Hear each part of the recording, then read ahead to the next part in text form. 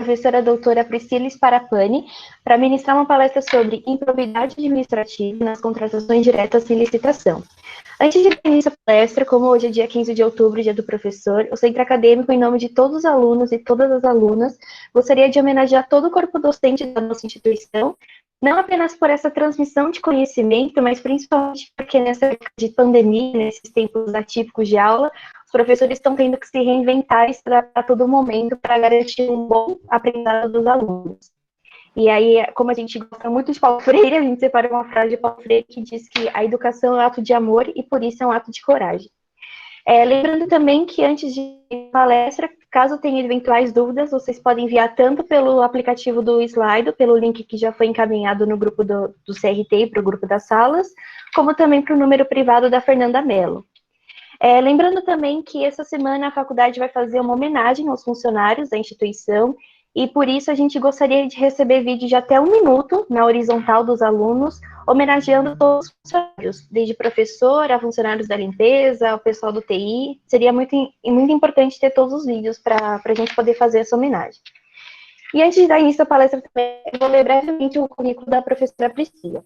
Ela é bacharel em Direito pela Universidade de São Paulo, a USP, em 96.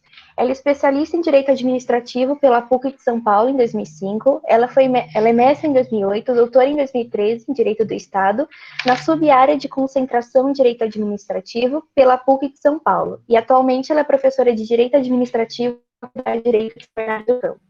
Sendo assim, eu passo a palavra para a professora Priscila. Uma boa palestra. Obrigada, Júlia. Eu gostaria, antes de mais nada, né, de agradecer o convite do Centro Acadêmico da Faculdade de Direito de São Bernardo, querido Caixa, né, como vocês chamam. Fiquei muito honrada com esse convite. Era para ter sido antes essa palestra, não deu certo, mas agora a gente conseguiu, né, uma data, e acho que a melhor data foi essa, né, para poder comemorar com vocês o Dia dos Professores, já que eu sinto muita falta, né, da sala de aula, do contato, do convívio com vocês. Então, para mim, hoje, estar aqui e poder palestrar um pouquinho para vocês a respeito de um tema que é tão importante, né, me deixa muito feliz. Então, agradeço a Júlia, a Fernanda Navas, a Fernanda Mello, né, que estão aqui, e em nome delas eu cumprimento toda a gestão do Caixa, tá bom? Cumprimento os alunos que estão assistindo a palestra. Não sei, acho que a maioria deve ser do terceiro ano, depois a gente vai ficar sabendo, né, o quórum aí, mas para quem ainda não teve aula comigo, né, eu vou dar algumas noções introdutórias a respeito do tema, e depois eu passo, né, seguindo já para o tema central, para as questões mais emblemáticas dessa palestra. O tema é bastante empolgante, até porque nós estamos vivenciando muito esse tema hoje, em virtude da pandemia, né? Então, eu vou começar com essas noções, tá bom? E aí, depois eu me encaminho já para as questões mais emblemáticas, como eu já adiantei para vocês. Bom, então vamos lá. A primeira coisa, né? O tema é a questão da improbidade administrativa ligada às contratações diretas que a administração faz naquilo que ela precisa adquirir, né? Muito bem. Então, a primeira coisa, para quem ainda não teve aula de direito administrativo e precisa entender, tudo que a administração vai adquirir, ela necessariamente, como regra, adquire por meio de licitação, tá? Então, se ela vai fazer uma compra, se ela vai contratar um serviço, se ela vai contratar a realização de uma obra, se ela vai alienar um bem, se ela vai alugar um imóvel, ela precisa fazer licitação, tá? Então, a licitação é um procedimento administrativo que antecede a contratação, tá? Então, como regra, se ela vai gastar dinheiro público, ela precisa licitar. Muito bem. Onde é que está essa obrigatoriedade de licitar quando a administração vai gastar dinheiro público? Está no texto constitucional, está lá no artigo 37, inciso 21, né, que obriga a administração pública, incluindo aí a administração direta e indireta, e todos aqui, né, em nome dela, exercem uma função pública. Tá? Quem é a administração direta? A União, os estados, o Distrito Federal e os municípios. Quem é a administração indireta? Autarquias, fundações públicas, sociedades de economia mista, empresas públicas e consórcios públicos, tá?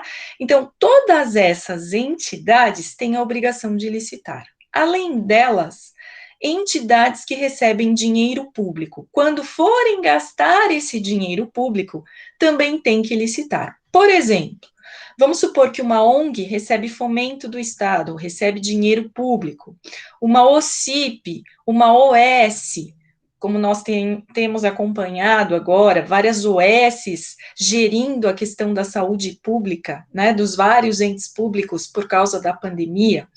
Ela recebe dinheiro público, então, para gastar esse dinheiro, como regra, ela tem que licitar, tá?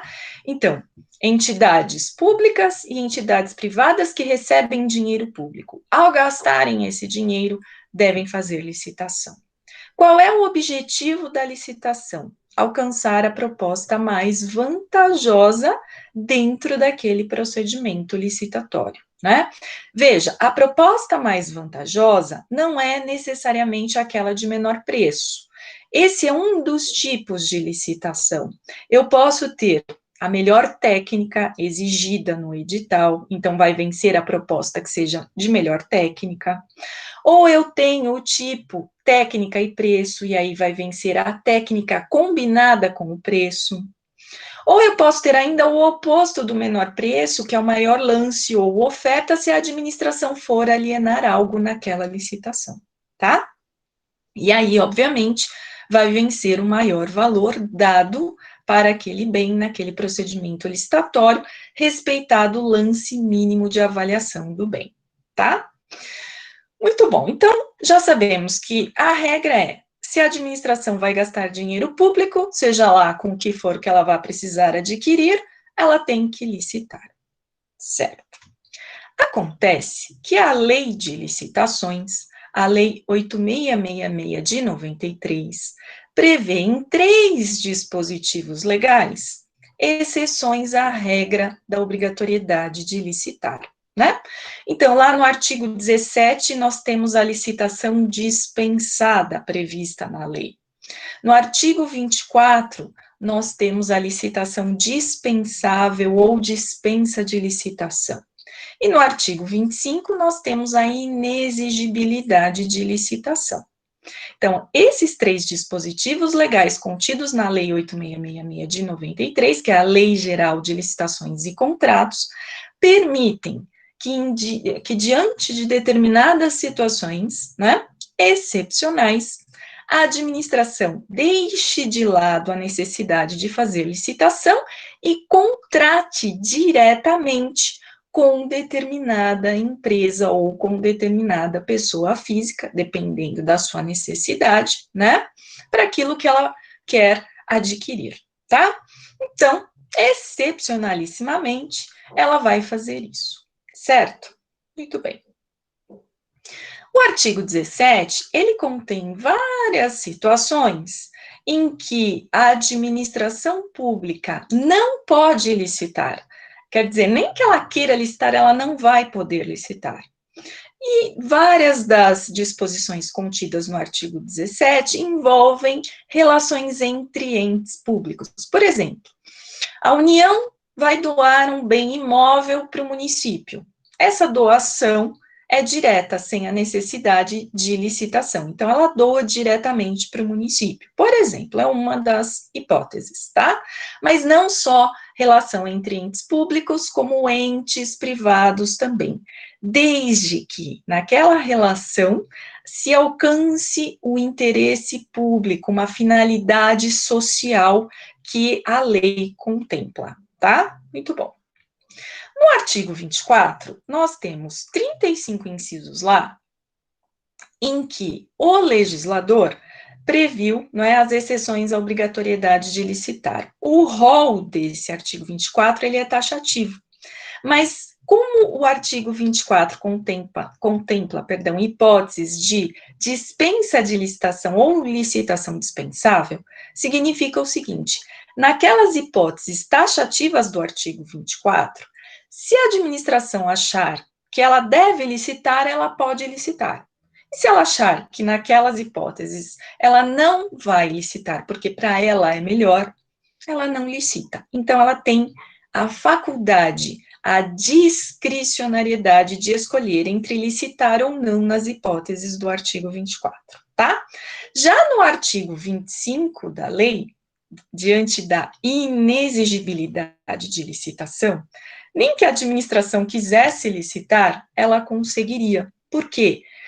Porque é da essência da licitação a competição. Como o artigo 25 vai trazer hipóteses em que a competição no plano fático ou no plano jurídico é inviável, nem que ela queira licitar, ela vai conseguir. Por exemplo, né, numa das hipóteses do artigo 25, lá no inciso 1, eu tenho apenas um produtor, um fabricante, um fornecedor de determinado produto que a administração precisa adquirir. Se só tem um fabricante, um produtor, um fornecedor, como é que ela vai licitar? Não tem como. Então, ela compra diretamente daquele produtor, tá? Então, são as exceções à regra, né, da obrigatoriedade de licitar. Ok. Então, a nossa palestra vai ter esse foco nessas situações do 17, 24 e 25, em que a administração não vai ter a obrigatoriedade de licitar. Muito bem. Com isso, ela tem que fazer contratação direta. Existe, para quem não foi meu aluno também, um princípio no direito administrativo que se chama princípio da motivação dos atos administrativos. Ou seja, todo ato que a administração pública pratica, todo ato que ela edita, ela precisa motivar, ela precisa justificar, ela precisa dizer por escrito por que é que ela está praticando aquele ato. Quais são as razões da prática daquele ato, né?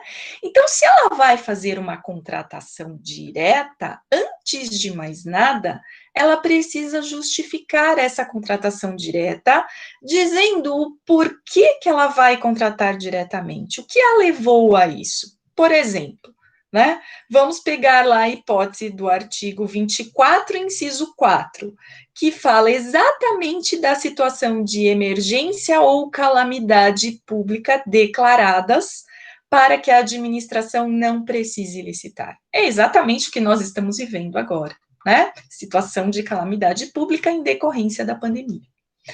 Então, ela resolve que nessa situação de pandemia, ela quer contratar diretamente, porque a situação é emergente. Ela precisa adquirir muito rapidamente aquele produto, aquele serviço, ou realizar determinada obra, né? E aí ela vai justificar. Olha, estamos vivendo uma situação de calamidade pública em virtude da pandemia causada pela Covid-19, que, né, é, por consequência, causada pelo vírus, coronavírus, SARS-CoV-2, né, como todo mundo já sabe.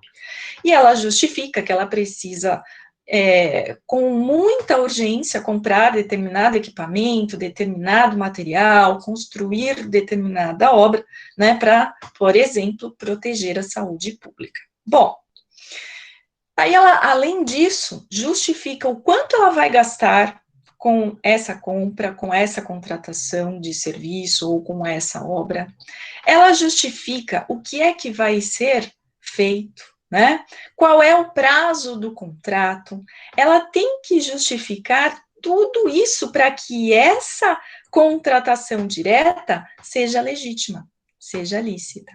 Se ela não justifica sem essa prévia motivação, com base, né, nos motivos reais que a levaram à contratação direta, gera improbidade administrativa, né?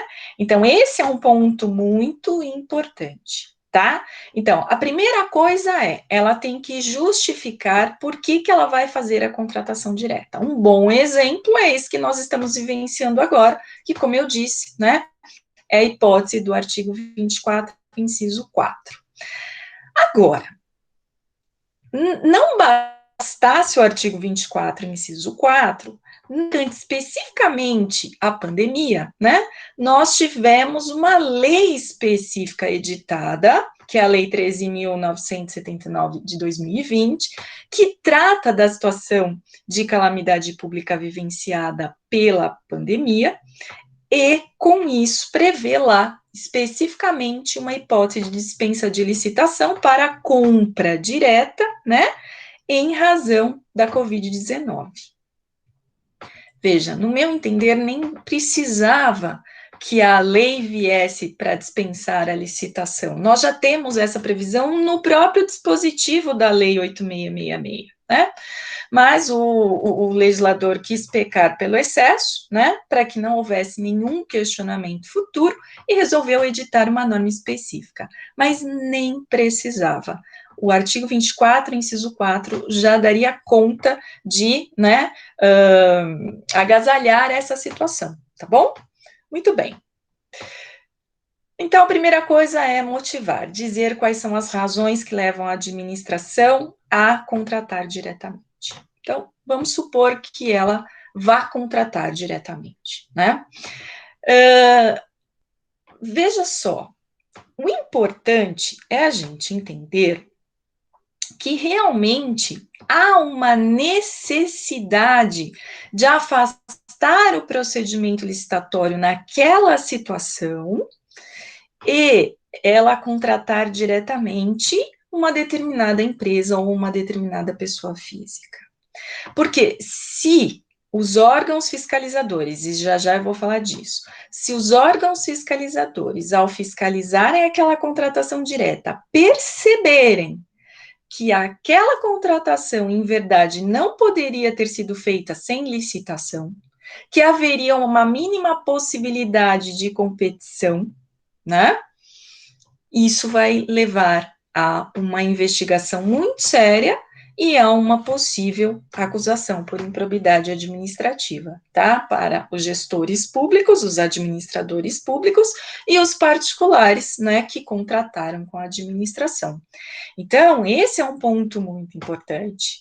Precisa realmente que aquela situação fique caracterizada, né, como uma das exceções e muito clara a situação de que a administração realmente foi levada a ter que contratar diretamente, para que isso não incorra em ato de improbidade administrativa, tá? Então, vamos pegar só um exemplo para nós começarmos a entender como é que funciona a questão da improbidade administrativa nas contratações diretas. Nós estamos acompanhando, especificamente no que diz respeito à pandemia que nós estamos vivendo, várias contratações que foram feitas com preços superfaturados. O que são preços superfaturados? Preços muito acima dos preços de mercado, né? Então, máscaras que custam a unidade algo absurdo, equipamentos de uso nas UTIs, especialmente os respiradores mecânicos, né?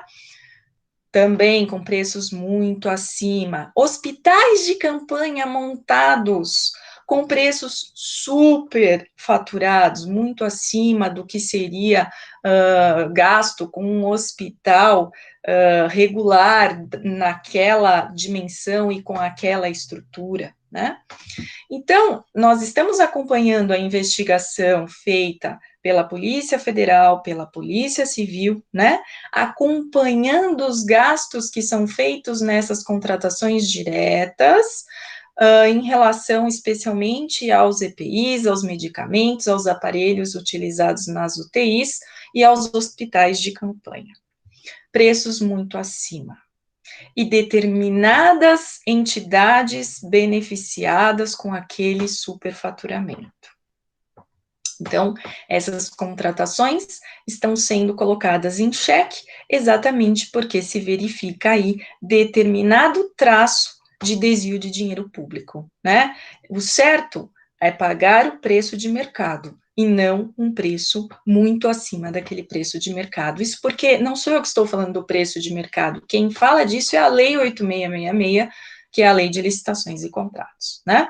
Então, ela sempre vai dizer em várias passagens dos seus dispositivos legais que quando a administração contrata, ela deve contratar pelo preço de mercado.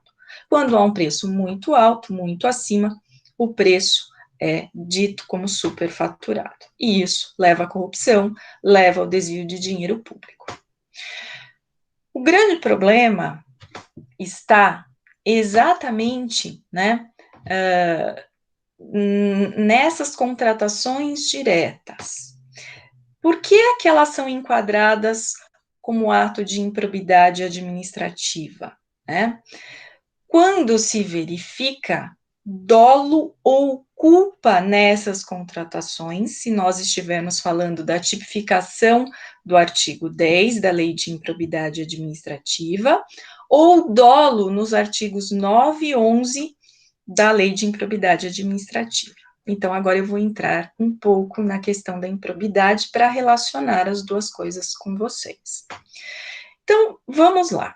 Eu exemplifiquei que várias contratações diretas foram feitas para compra de determinados equipamentos, materiais, medicamentos, contratação de hospitais de campanha, né, agora na situação da pandemia. Quando nós temos uma contratação que é superfaturada e é feita diretamente sem licitação, essa conduta se enquadra exatamente no artigo 10, inciso 8, da Lei de Improbidade Administrativa, que é a Lei 8429 de 92, tá? Então, a Lei de Improbidade Administrativa, né, ela vai dizer que, lá no artigo 10, constitui, estou lendo aqui para vocês a redação literal do texto legal, constitui ato de improbidade administrativa que causa lesão ao erário qualquer ação ou omissão dolosa ou culposa que enseje perda patrimonial, desvio, apropriação, malbaratamento ou dilapidação dos bens ou haveres das entidades públicas que nós falamos, administração direta, indireta, né, e também as entidades que recebem dinheiro público. E aí, isso causará ato de improbidade administrativa por lesão ao erário público, se, inciso 8, frustrar a licitude de processo licitatório ou de processo seletivo para a celebração de parcerias com entidades sem fins lucrativos ou dispensá-los indevidamente, né? Então, dispensar a licitação indevidamente significa contratar diretamente quando haveria necessidade de licitar. Então, esse é um ponto importante. Vejam, mesmo nessa situação de pandemia que nós estamos vivendo, muitas das situações de contratação direta poderiam ter sido feitas com licitação.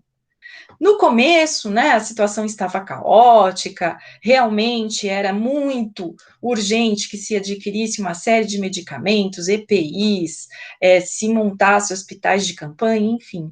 Mas agora que a situação já está voltando, né, ao dia a dia, não à normalidade, mas ao dia a dia que as pessoas vivem, né, a sua rotina, já é possível realizar licitação. e ainda assim a administração está fazendo contratação direta.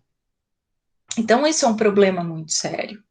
Ou mesmo em situações em que não estamos relacionados com a pandemia, né? Por exemplo, vai tapar buraco na via pública. O que isso tem a ver com a pandemia?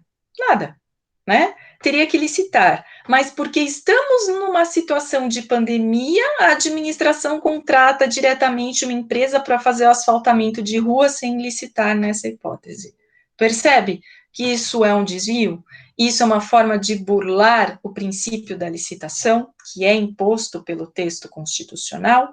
Então, isso é um problema muito sério, e a gente vai ver os reflexos disso daqui para frente, né? Então, veja, o artigo 10, inciso 8, lá da Lei de Improbidade Administrativa, ele vai dizer, olha, se houver fraude ao procedimento licitatório, ou dispensar o procedimento licitatório quando ele era necessário, e aí dispensar significa contratar diretamente, quando ele era necessário, era improbidade administrativa, né? Se a lesão for dolosa ou culposa, diz o artigo 10, por ação ou por omissão. Mas veja, o artigo 10 exige que se cause dano ao erário público, dano aos cofres públicos, dano à administração pública. Então, essa é uma questão que eu quero frisar aqui. Então, veja lá, ó, a conduta tem que ser dolosa ou culposa, na ação ou na omissão, e deve causar dano ao erário, dano aos cofres públicos, tá? Isso está na lei. Esse entendimento também era pacífico tanto na doutrina quanto na jurisprudência. Esses elementos necessários para se tipificar a contratação direta sem licitação quando ela era necessária, ou quando há fraude à licitação e deveria ter sido feita de modo legítimo, né? Então, olha lá, repito, precisa de dano, precisa de ação ou omissão e precisa de dolo ou culpa. Acontece que, ultimamente, o STJ, né, o Superior Tribunal de Justiça, vem entendendo que não precisa mais do dano efetivamente presente em relação ao erário para que se tipifique a conduta como ato de improbidade administrativa, lá do artigo 10, inciso 8. Ele vem entendendo, o STJ, que o dano é presumido. Olha lá, então é o dano in re ipsa, é o dano presumido. Por que isso? Por que o STJ vem entendendo que não há mais a necessidade de dano efetivo, devidamente comprovado em relação ao erário público, aos cofres públicos, mas basta um dano presumido? Porque muitos atos de improbidade ficavam sem punição. Exatamente porque ou o Ministério Público entrava com uma ação e não conseguia provar efetivamente o dano, né? Ou ainda na fase investigativa disso, no inquérito civil promovido pelo próprio Ministério Público, ele não conseguia colher elementos probatórios suficientes também para comprovar o dano efetivo. E aí, vários atos que eram realmente de improbidade administrativa ficavam sem sanção. Então, olha só que evolução que está acontecendo na jurisprudência. O STJ agora vem entendendo o seguinte: olha, o ato administrativo de improbidade administrativa é tão grave que ele não pode ficar sem punição. Então, vamos presumir que aquele dano aconteceu se aquela conduta dolosa ou culposa for praticada. Então, é óbvio que vem aumentando, né, a condenação por improbidade administrativa nesses casos de contratação direta ou mesmo de fraude à licitação, tá? Então, eu vejo com bons olhos, mas tem muito doutrinador, né, que critica esse novo entendimento, do STJ. E antes de mais nada, e para já caminhar para o final da palestra e abrir para as perguntas de vocês. Pessoal, eu quero deixar também uma coisa aqui muito clara. A ação de improbidade administrativa, ela é uma ação civil pública proposta pelo Ministério Público na esfera civil do Judiciário. Ela é uma ação judicial de natureza civil e política proposta na esfera civil do Judiciário, tá? Que é independente da ação criminal proposta no juízo criminal, tá? E também é independente de um possível processo administrativo disciplinar que vai correr no âmbito da administração pública. Então, vejam, diante dessa contratação direta sem licitação, quando era necessária a licitação, ou diante da fraude, né, no procedimento licitatório, embora tenha sido feito, houve fraude, por exemplo, o edital foi feito direcionado para uma determinada empresa ganhar a licitação. Isso é fraude. Por quê? Porque não tem efetiva competição. Nesses casos, eu tenho, diante só dessa conduta, eu vou ter 3 processos em 3 esferas diferentes. Eu posso ter um processo administrativo na esfera administrativa, eu posso ter um processo civil por improbidade administrativa no judiciário, e posso ter um processo criminal por crime, por fraude à licitação, no processo penal no judiciário, esfera penal, tá? Professora, essas sanções não serão bis in idem? Não, não serão bis in idem, porque cada uma tem uma natureza administrativa, outra tem uma natureza civil e a outra tem uma natureza penal, tá? Então, não será bis in idem, são instâncias distintas.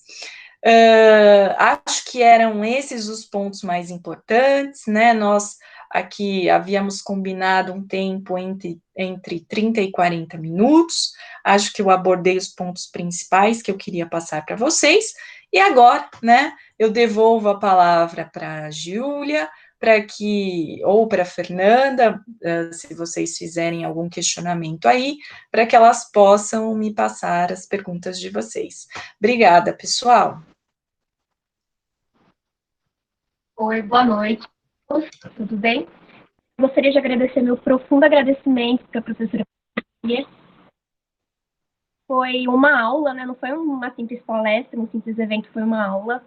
Sinto muito falta de ter aula presencial com você, aliás, professora.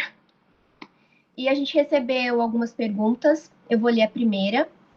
Seria da aluna Bianca Aze, do terceiro CN, e ela questiona para a professora: qual o papel de uma política de compliance e de boa governança para prevenir a improbidade administrativa, na sua opinião, claro. Obrigada, Bianca, pela pergunta. Deu para entender, professora? Deu sim. Turma, para quem não sabe o que é compliance, a compliance, ela é toda focada na questão da ética, da moral, tá? Hoje em dia, as empresas estão primando pela ética, né, na sua instituição, nas suas atuações, nas suas atividades. E fala muito em compliance no âmbito da própria administração pública. Os entes públicos estão elaborando estatutos de ética para que, né, funcionários, frequentadores daquela instituição sigam uma determinada conduta ética, uma determinada conduta moral. Então, a questão da compliance hoje, ela adquire uma dimensão muito grande, e ela é fundamental, sim, em qualquer entidade pública. Infelizmente, né, ainda não temos estatutos de ética em todos os entes públicos, mas isso é algo que deveria existir, né, em toda entidade da administração pública, para que ela, ao contratar, também exigisse esse tipo de comportamento, né, honesto, ético, leal, com boa fé, dos particulares que firmassem contrato com ela. Então, não é só fundamental na esfera privada, mas é muito importante na esfera pública. Afinal de contas, né, nós sabemos que um dos princípios basilares e fundamentais do direito administrativo é a moralidade. E isso também se aplica nas licitações, né? Então, e nos contratos administrativos. Então, a questão da ética, ela deve nortear não só a conduta do administrador público, mas também do particular que vai contratar com a administração ou que vai prestar serviços para ela, né, ou até mesmo o usuário de um serviço público, tá? Então, a compliance é fundamental e poderia, sim, ser um instrumento para prevenir, né, condutas desonestas, condutas ímprobas, tá? O que mais, Fernanda? Oi, professora. Agora é a Surgiu Ju. uma, surgiu uma pergunta aqui no aplicativo, o aluno não se identificou, mas ele pergunta se o principal fiscalizador dos processos licitatórios seria o próprio Ministério Público e se caberia uma maior participação da população na fiscalização desses processos. Então, o Ministério Público é um dos fiscalizadores, né? Mas o maior fiscalizador efetivamente é o Tribunal de Contas. Então, temos o Tribunal de Contas da União, o Tribunal de Contas dos Estados e naqueles municípios, né?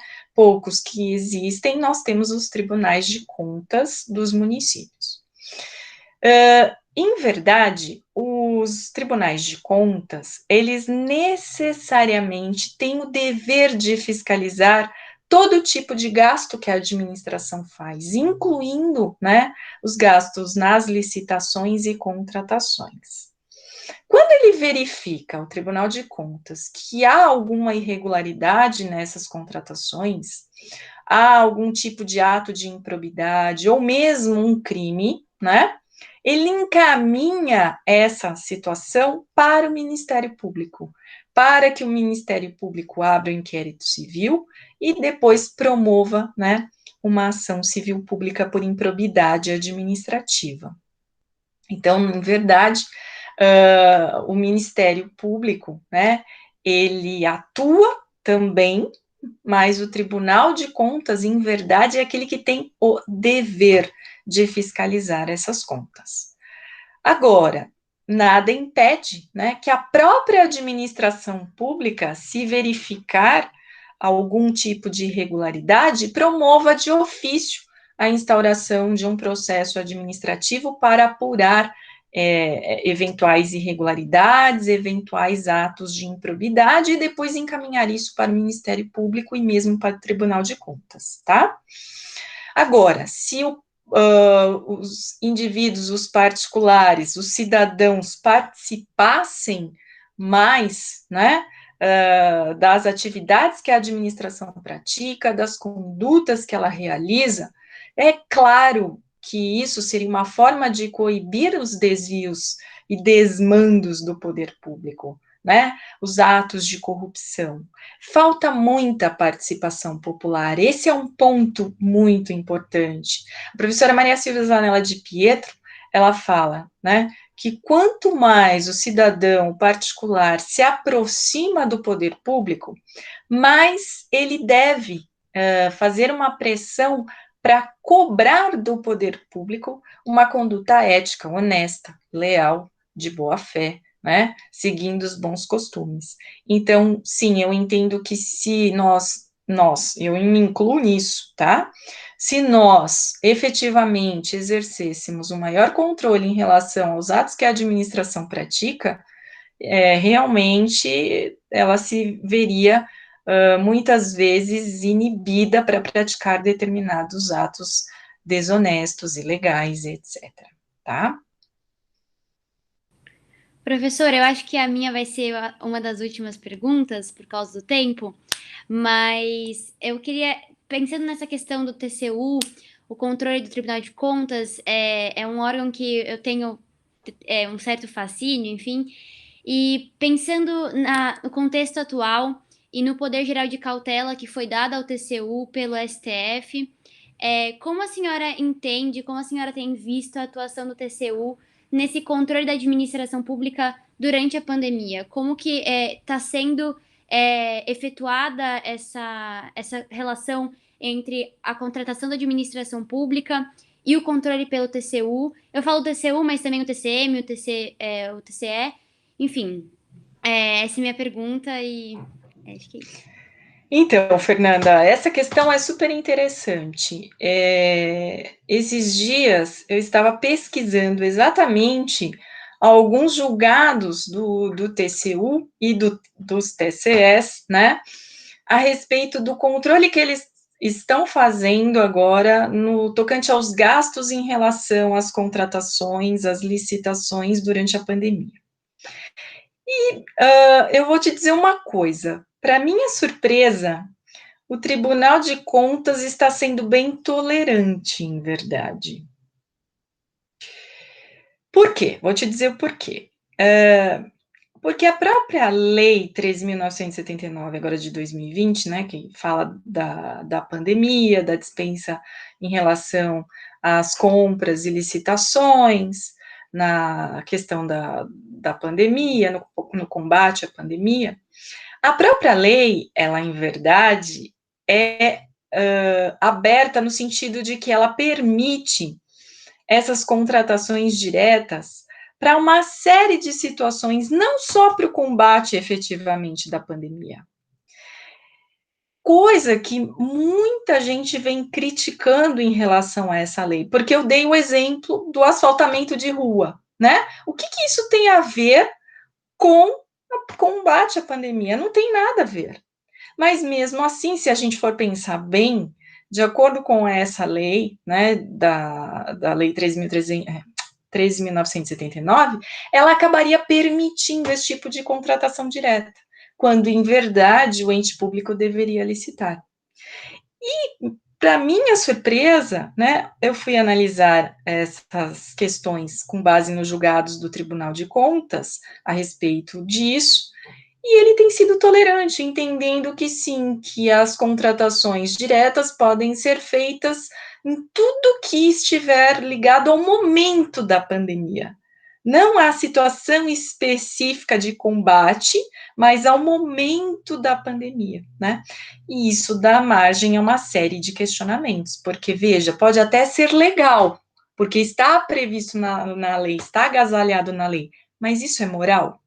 O gasto de dinheiro público para asfaltar rua sem licitação é moral? Então, esse é um ponto, né, importante que está sendo questionado pela doutrina. Será que a administração está efetivamente alcançando a melhor contratação sem a licitação nesses casos que não têm relação com o coronavírus? Então, esse é um ponto que eu entendo que o Tribunal de Contas vem falhando, porque eu acho que deveria ter um rigor maior no entendimento e na interpretação dessa lei, tá?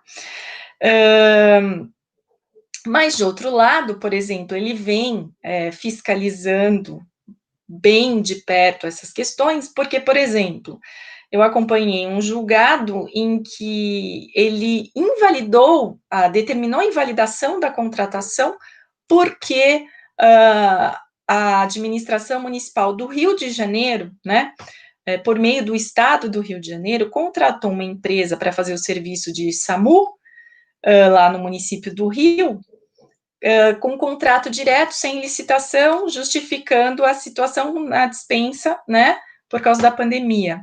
Só que esse contrato, em verdade, ele já tinha sido renovado, ele foi renovado agora durante a situação da pandemia, porque ele já foi feito ano passado. Então, lá atrás ele já foi firmado diretamente sem licitação, e agora ele foi renovado. E aí o Tribunal de Contas disse, opa, esse agora durante a pandemia poderia até ter sido feito, mas lá atrás teria que ter licitado. Então, não pode haver, né, esse tipo de situação sem planejamento dos gastos públicos.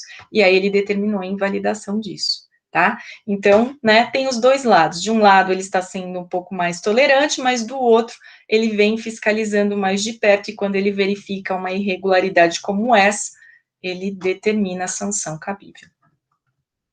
Professora, e só para complementar, acho que a Júlia tem mais uma pergunta, mas só para rapidinho fazer, complementando a minha pergunta e agora com a sua resposta, você acha que essa questão pode ser revisitada pelos tribunais mais para frente depois desse período?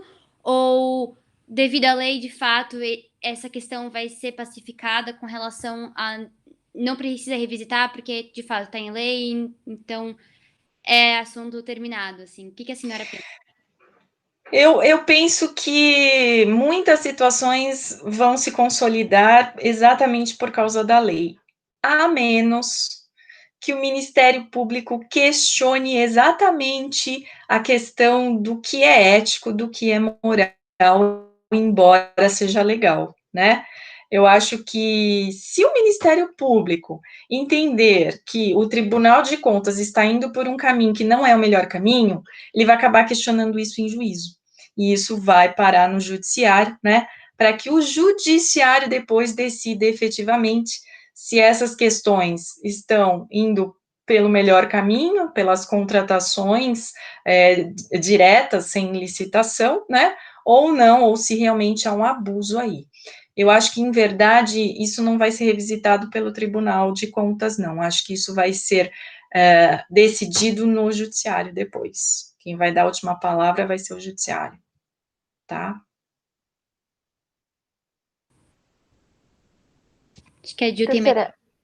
Professora, só a última pergunta, pelo avançado do horário, que chegou aqui no aplicativo, é da aluna Natália Medina, do quarto AN. Ela pergunta se a aplicação da Lei número 8.429, de 92, ela abrange todos os entes da administração pública indireta.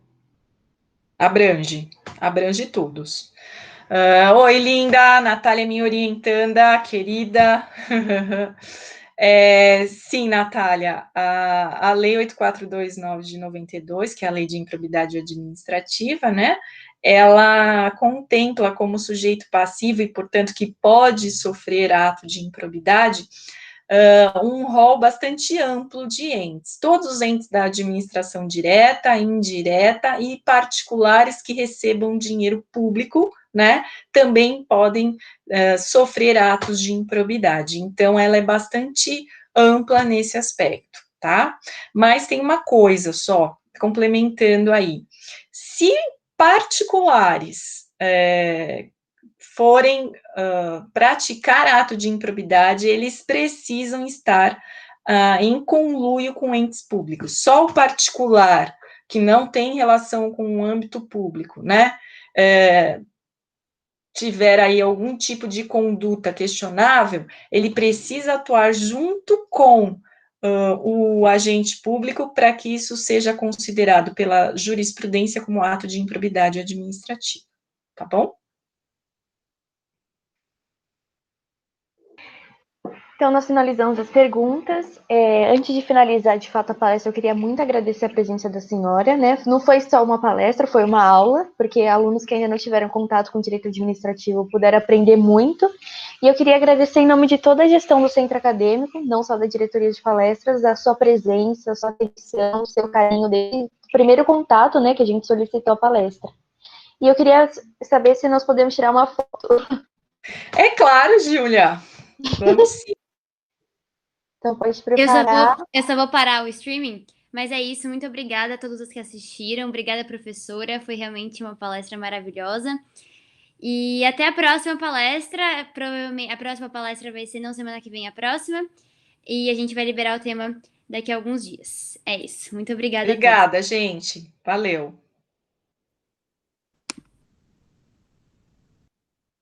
Espera que eu